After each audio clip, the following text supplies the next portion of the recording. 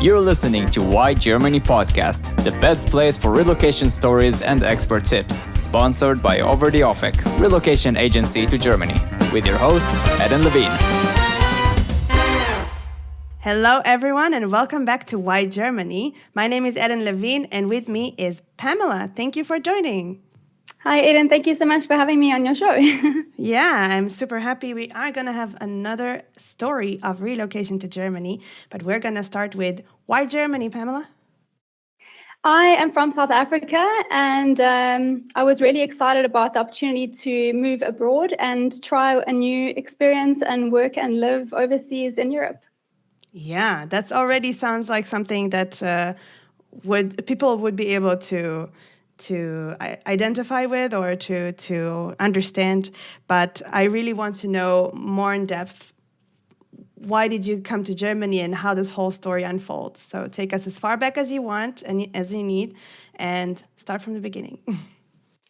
So it was 2018, so I can't believe it, already 6 years ago.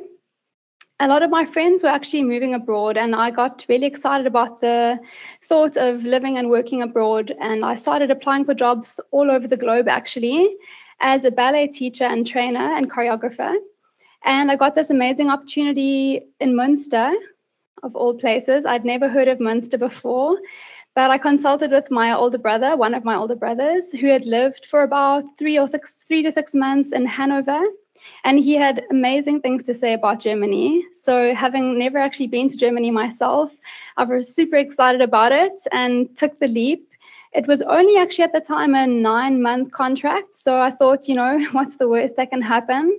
And in that first year, I was super lucky that I got to experience everything. I got to see all the seasons through spring, summer, winter, seeing snow for the first time, riding my bicycle around the city was a really amazing experience for me. So this is what brought me over to Germany. There were a lot of things about Germany that I was really looking forward to experiencing that are really different to South Africa. For example, riding a bicycle around the city, access to more public transport, experiencing living in a new city and being able to have access to easy travel and affordable travel within Europe, which is something that from South Africa is super expensive. Having my residence card then meant I didn't have to get a visa for every Schengen country that I would visit.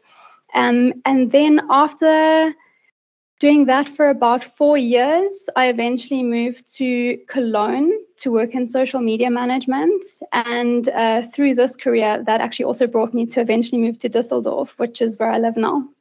Yeah.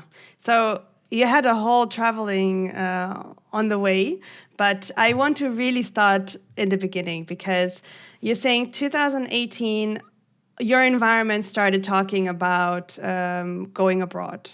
But did it really start there, or did you start hearing it like way back? Is it something that got developed into like everybody is leaving, or is it like that particular year something happened? How did it came about?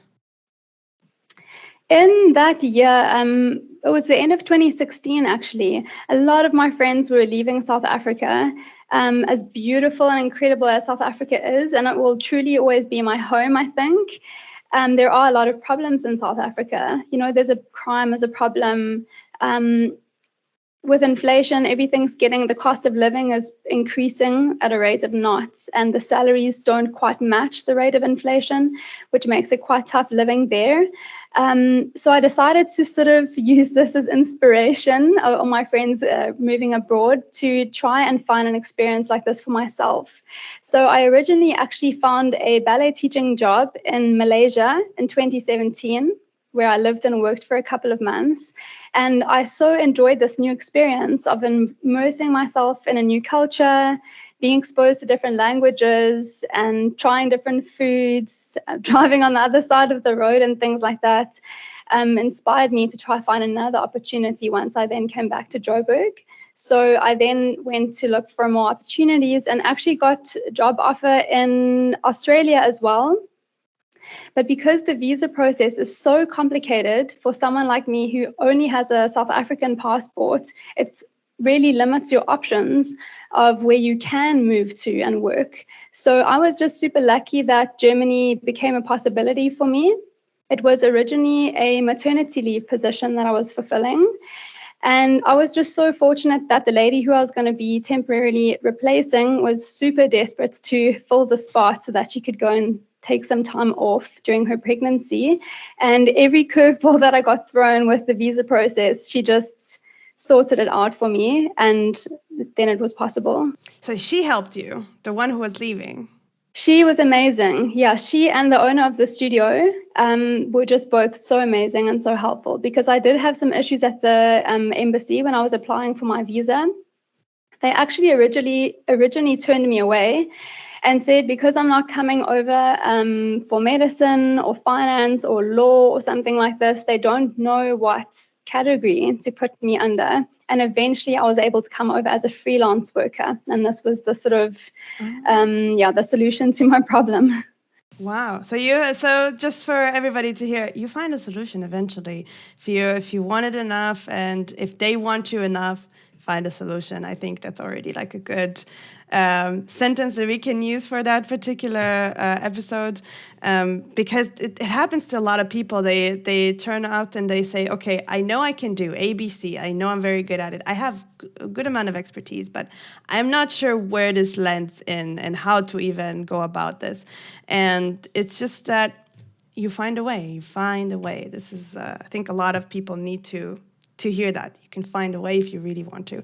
But for me, it was what's amazing and interesting is the fact that you're saying, okay, everybody is thinking of moving. Everybody is doing that even, or like, let's say a lot of people are. And so for you, it sounds as if you are like, it doesn't really matter where I go. I just want to go. 100%. As crazy as that sounds, I was so hungry for adventure. And I think I was at a good age as well. You know, I was 27, turning 28 when I moved over here. And I just thought, you know what, before I turn 30, I want to live overseas. I want to work. I want to travel. And it's very difficult, as I said before, from South Africa, because of our passports, we have access to very, very few countries without a visa. And each time you need a new visa, firstly, the visa fees are extremely expensive. And second of all, it's not very... they're not very flexible with the dates. Generally, you'll get the visa for the absolute exact dates that your planned travel falls over, and not a day more, not a day less. So it doesn't mean, oh, you know what, I'm going to just extend my visa for a week while I'm in Greece because I'd like to go to Czech and experience this other country. You'd have to literally come back, get another visa, which takes up to 2 months long, and then fly again. And the flights are, of course, really expensive as well. So for me, living and working here was just such a major opportunity for me. Yeah. But you mentioned, hey, I actually went to Malaysia. I've experienced firsthand how it is to live abroad. What was the reason you didn't go back to Malaysia? Firstly, the lady who I was filling in for, she was visiting her daughter in New York City. So I was just running her school for her while she was wanting to stay over there. So she would have come back and resumed the position. But secondly, I think one of the things I couldn't really have handled for too much longer in Malaysia was the heat. The heat and the humidity. Oh my goodness, it was really a shock to the system. And because of the Muslim culture there, you have to be respectful and wear clothes that cover up. You know, you can't really walk around in skimpy, strappy tops and things like that, which is what I'm used to from South Africa. South Africans are super casual. You know, you'll see them. We live in strappy tops, shorts, and flip-flops. That's the style. So having to cover up in 37 degrees is pretty hardcore. I can't even imagine that. That sounds awful. But you did already like the option of being abroad and you know, finding it different with the state of living. So if I understand correctly, basically the job opportunity was the thing that drew you to Germany. So I wonder what happened, you know, on the first days of you coming to Germany. Were you prepared at all? Did you know what you're coming to? Was it a total shock? Describe it. I think the workload I was definitely prepared for, because the number of hours I was going to be standing on my feet, jumping around, and days per week working was similar to what I did in Malaysia. So in that sense, I was very well prepared and well qualified for the work. I think what I was maybe not so prepared for was the culture of the people here, in terms of the fact that it is the stereotype with Germans. They kind of, they stay in the box. They're very direct. I think the directness of the people is something that really shocked me, because South Africans are such warm people, almost too empathetic and sympathetic and kind, to the point where people will actually put themselves out and inconvenience themselves to help someone else. Whereas I don't find that to be the case in Germany. And the directness definitely is something that I wasn't used to. And for sure, in terms of language, the difference between the formal and the informal when addressing someone, the Sie and the Du. I remember on the first day that I actually met my new boss, the owner of the ballet school here in Münster, I addressed her with her first name. And my manager sort of looked at me and, oh, such and such, not by the first name, which is just something I also wasn't used to. In South Africa, we're a bit more casual. You would, of course, address someone, even if it's your boss, you'll most likely call them Peter or Samantha or whatever, not Miss and Mr. this and that. And the other thing was the Sie and the Du, as I said before. So I addressed her with the Du. I said, kannst du bitte la la la la la? And she looked at me and went, Sie. And I was like, oh my gosh, okay, I don't know, that's how we do things here.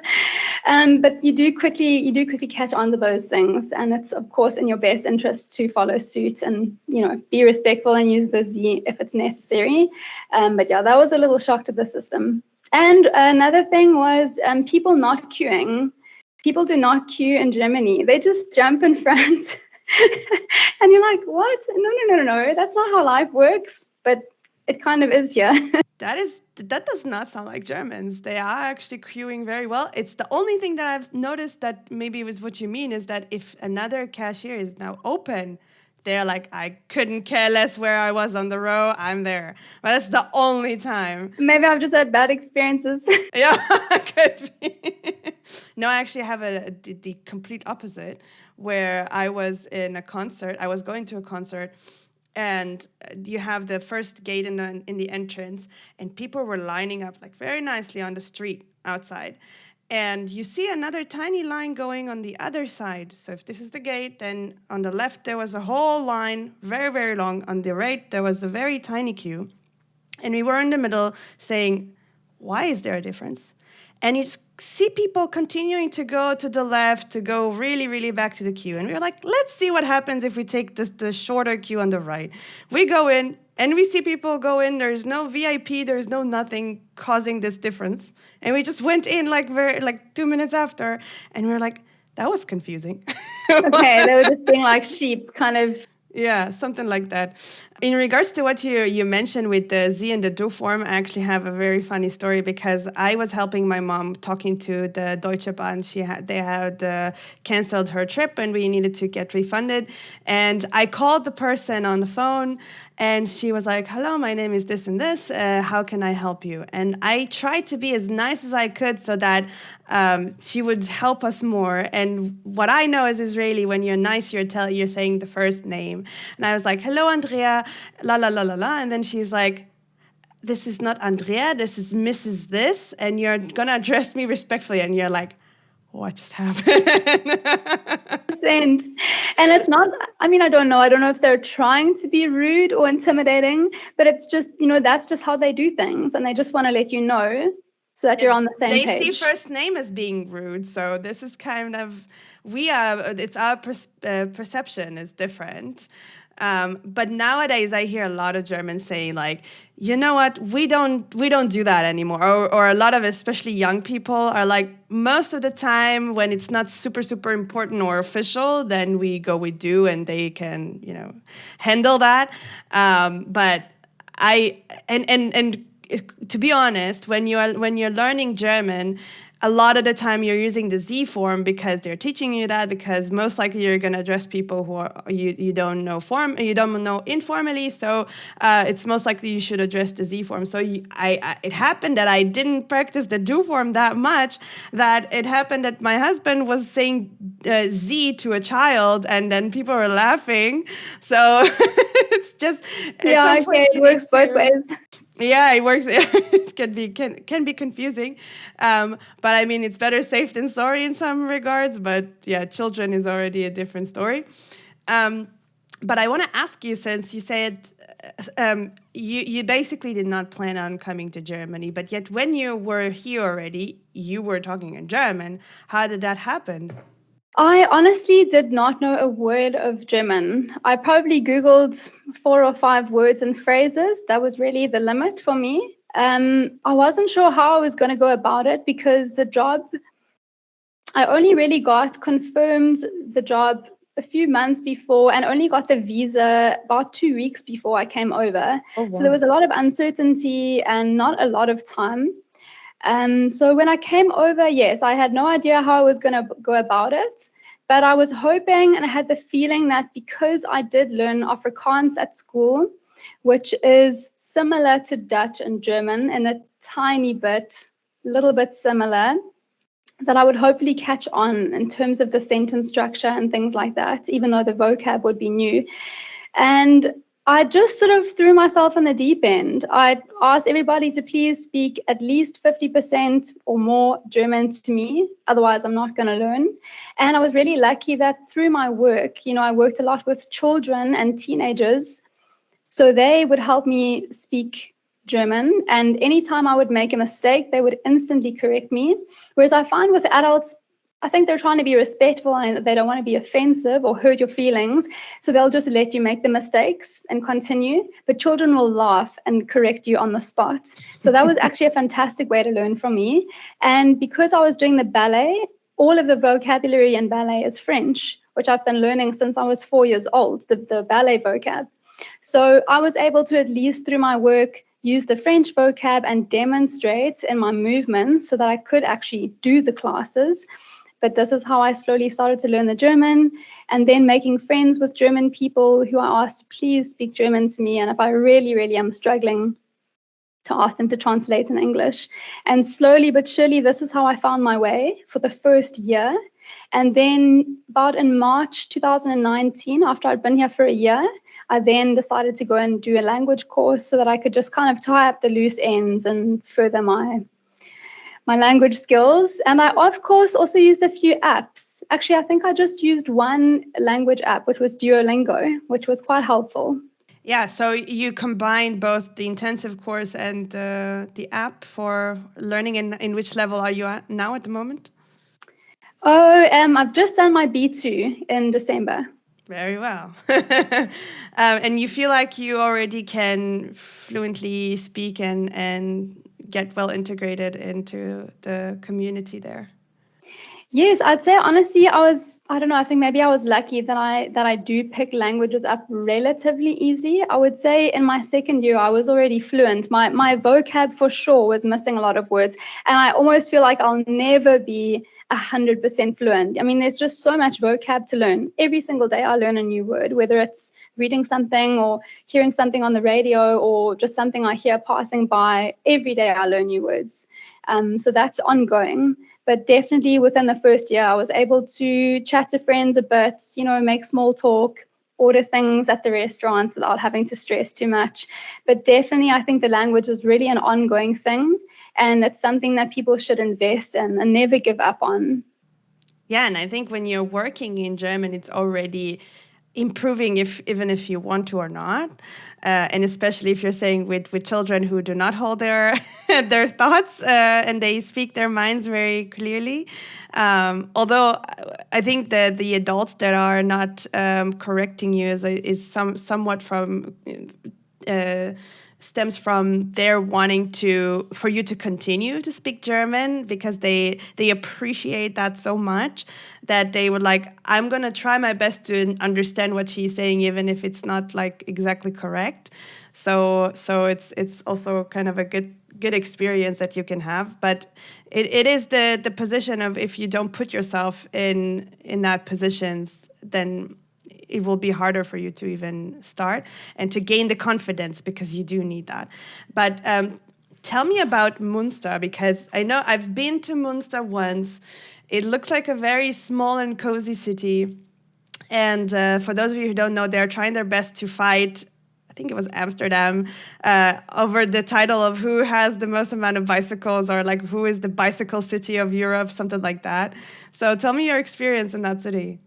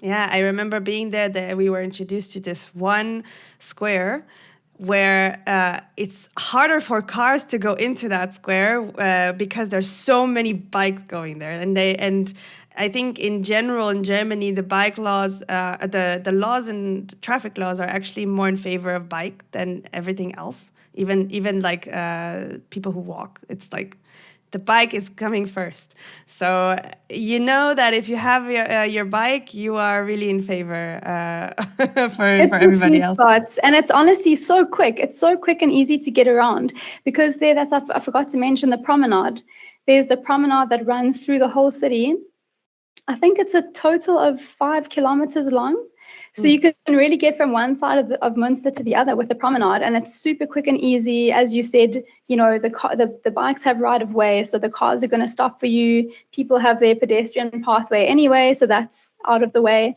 And it's honestly so much fun. It's like really a breath of fresh air, hopping on your bike and cycling off somewhere in the morning. And especially seeing the change of season on the promenade is stunning. From the green, the lush, thick green trees, to autumn, watching the leaves fall, and then seeing everything bare but covered in snow in winter is really an experience. And for the person who saw snow for the first time in Germany, how did you manage the winter, or still managing the winter? Because it's a complete difference from South Africa or Malaysia, as you just mentioned. How did you handle that? Lots of thick, warm clothes. I mean, you can find really stunning, affordable clothing in Germany, which is awesome as well. Of course, there's the more expensive shops and things, but there's also Primark and H&M where clothing's affordable. So, just packing on the beanie, the jacket, the scarves. Winter is pretty awesome, actually, if you do enjoy the cold, which I love. And seeing snow, which is so exciting during winter. And then, of course, there's the Christmas markets to look forward to. And there's nothing like a mug of glühwein to warm you up. We always go to like a stroll and capture nice glühweins around. So yeah, absolutely. And another thing I forgot to mention was how amazing all the buildings here and the apartments are equipped with heating. So that's something someone coming to Germany really never has to worry about. I don't think I've ever heard of an apartment or a building that doesn't have heating already installed. yeah, you face the hot weather worse than actually the cold weather. Especially nowadays, we have 30 degrees and we don't know what to do. It's always like, yeah, okay, then the lake today. So the lake today. But one thing about the winter that I had to learn as well, because I mean, we do have winter in Israel, but it's not as cold as in Germany, of course, or it doesn't get we had once 3 weeks of completely snow and minus 10 degrees. That never happens in Israel. So we discovered actually that it's better to get dressed in layers than to really have the warmest coat or the warmest sweater, because then you go inside and they warm the crap out of the room and then you start sweating like crazy. 100%. So you need to be an onion. You need to really peel yourself under. And then to bring everything back. But this is something I had to learn. Nobody told me that before. So I'm saving now a lot of sweat for some people, hopefully. Coming from warm countries. I wonder, before we continue with your story to Köln and Düsseldorf, you said that all of your friends basically left, or a lot of your environment left from South Africa. Did any came back that you know of? Is it something that was like a phase, or something that they were like, okay, I'm going to go for a while until everything comes down and come back? Or is most of the people are like you, sticking around to where they moved to? I have definitely heard of a few friends moving back. I would say probably up to about 5 people I know have moved back. And that's mostly been due to just really being homesick, missing, being so far away from family and friends. And the other thing is the weather, because in South Africa we have sun, especially in Johannesburg in particular, where I'm from, we have sun all year round. Winter is fresh and cold, but it's super sunny. You'll see the bluest skies you've ever seen in your life. And then in Cape Town, you've got the windy, rainy winter months, but summer is just absolutely epic. But I have to say, I think 95% of the people that I know, I think it was more sort of planned as a phase to go overseas, have the experience, have the adventure, have access to more travel, seeing different countries on the visa or whatever it is that you're there on. Make the most of the opportunity, earn more money, and then eventually 5 to 10 years later, move back to South Africa to buy a home and settle down and spend the rest of your days there. But I think the more time people have spent overseas, of the people I know, the more they've realized how good life is here, and mostly in terms of the salaries that you can earn overseas in comparison. And in addition to that is the safety. Bringing up a family, I think, is a really scary thing to do when you're having to not only worry about finances, but worry about, are your children safe, having to make sure all your windows are closed and your doors are locked all the time, and sending your kids off to school or out with their friends and wondering if they're going to be okay. And I think people just start to think, why would I put myself back in that situation where I've got such a great thing going on for me here? Public transport, you can walk around late at night and you don't have to watch your back. There are pros and cons, of course, but the pros kind of outweigh the cons, I think. Right. So now in your story, we are in Köln, and you moved because of a job, right? Because of a new job being social media manager. Now, Münster and Köln, let me tell you, the difference is major. I had, when I was in Münster, it was a trip to Münster, Köln, and Düsseldorf. So exactly your travel, basically, or your journey. And I thought the difference was immense. So tell me, how was it for you, this transition? Transitioning from Münster to Cologne was super exciting for me because I knew, and I've forgotten exactly the population numbers, but Cologne is a lot bigger than Münster. And I've forgotten what the population of Cologne is, but I think Münster is 300,000. I think Cologne, I don't want to make a mistake, so don't quote me on it, but it's a lot more. There's a lot more going on in Cologne. It's a much bigger city, more people. And I think for me, one of the biggest things that I was excited about, looking forward to, was meeting more internationals. I didn't find that I met that many internationals in Münster. And that's not to say that I only was interested in making friends with English-speaking people. Absolutely not. Most of my best friends in Münster were actually German. But I had been there for 4 years and I hadn't really met anyone that spoke English that were expats, from Australia or maybe the US or England or something that I could just relate to a little bit more. I only met one girl who was from Australia. She and I got on like a house on fire, but she was on an au pair visa and couldn't stay for longer than 6 months. So this was super exciting for me, meeting more international people and living in a city that's just bigger, more exciting stuff to do. And, you've got all these epic bridges here in Cologne, which is such a highlight for me. Honestly, one of my favorite things to do is to travel into the city and cross over the Rhine, cross over the bridges. It's so beautiful. And Münster just didn't have any of that. It's on such a small scale. They don't even have trams there. They only have buses and people get from A to B on their bicycles. So while that was super quaint and cute and a perfect intro for me to Germany, I was ready to take that next step. Yeah. And you started as a social media marketer and then manager, sorry. And you managed then to get to Düsseldorf, which is, again, it's not as immense of a difference from Cologne to Münster, but it's funny also because you then hear about their quite rivalry between Cologne and Düsseldorf. It's really funny because they are, not even 30 minutes from each other? Yeah, it's actually, if you catch an RE1 or 5, the journey is 27 minutes from Deutz-Messe to the Düsseldorf Hauptbahnhof. Exactly. So like but you change the scenery almost completely. It becomes much cozier, but yet still big, and then it looks completely different. Honestly, I tell a lot of people when I explain about my travel to Cologne is that this is the city that got me the most confused in Germany so far.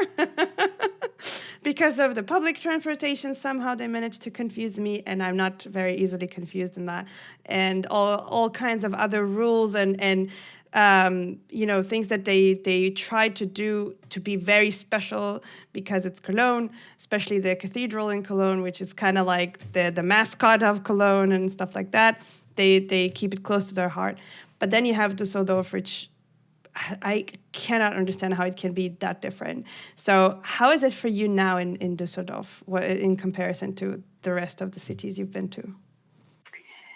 If I had to sum up the comparison between Düsseldorf and Cologne, I would say Cologne is a bit more wild and a bit more festive, and there's always something happening here.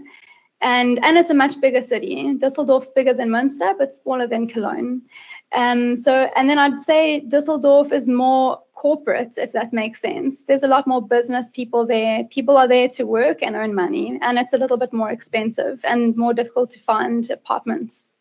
Yeah, but you managed. And you also now a social media manager?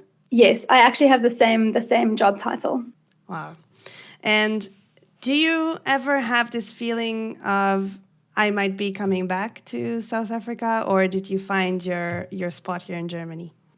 This is like the $1 million question. Yeah. I really can't say. I miss my friends and my family and the dogs more than words can say.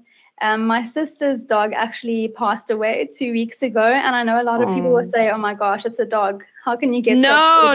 It's like a child." Yeah, this dog, Coco Chanel, was really a huge part of our lives. She was in the family with us for a decade, experiencing so many things.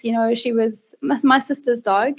She got the dog before she got married, before she, married her partner, before she had a child. So this dog experienced so much with us, including me leaving.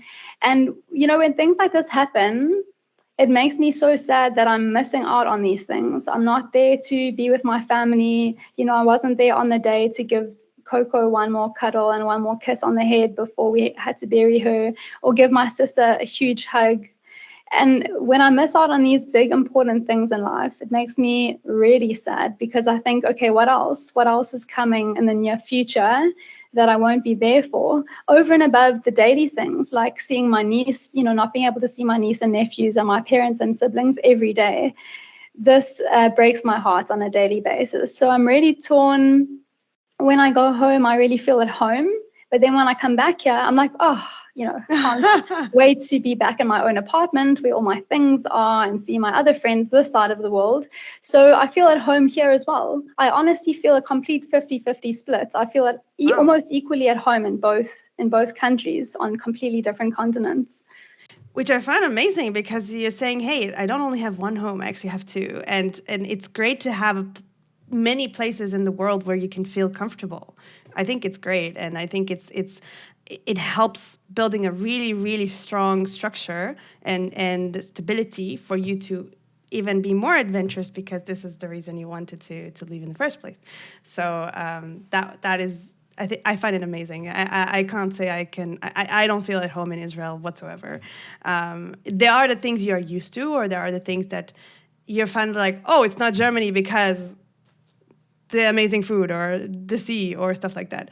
But then when I'm back to my own home in Germany, I'm like, just like you said, whew, yeah, finally my bed, my dog, my friends.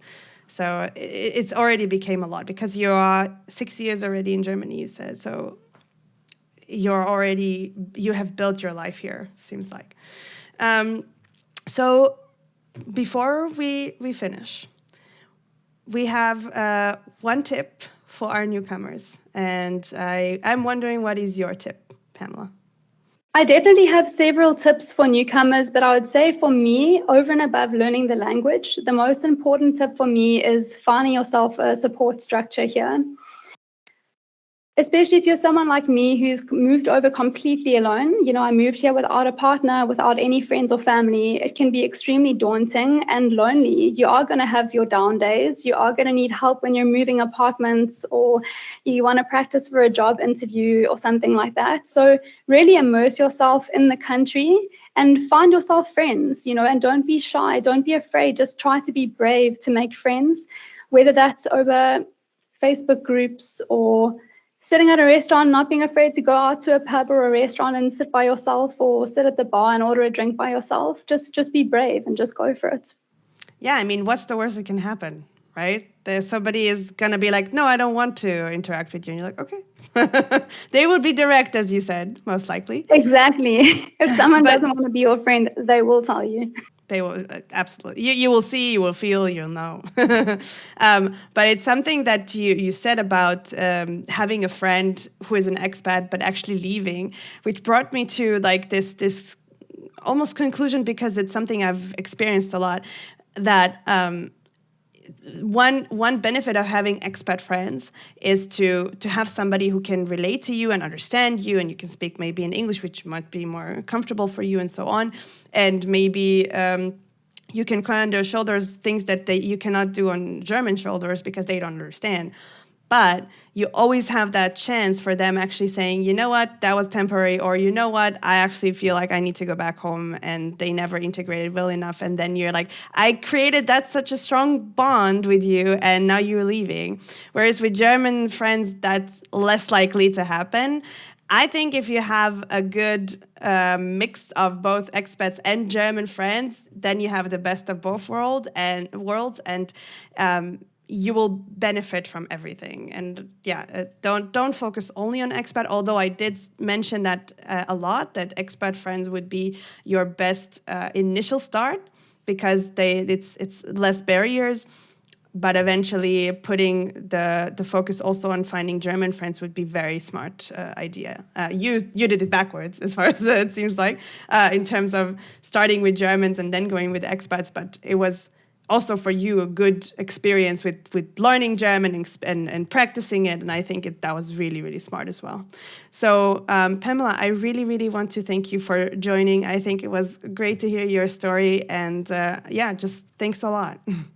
Awesome, Eden. Thank you so much for having me. It was really fun to meet you and chat about all this stuff and tell my story and hear your story as well. And I hope that any of the stuff that I said or the tips that I've given can help other people to integrate better into Germany and just find their place here. It really is an amazing country. Absolutely. So thank you so much. And I see you at the next episode. Thank you so much. Ciao. We hope you enjoyed listening to this episode of Why Germany. If you want to learn more about relocation, make sure to visit overtheoffect.com. your relocation experts.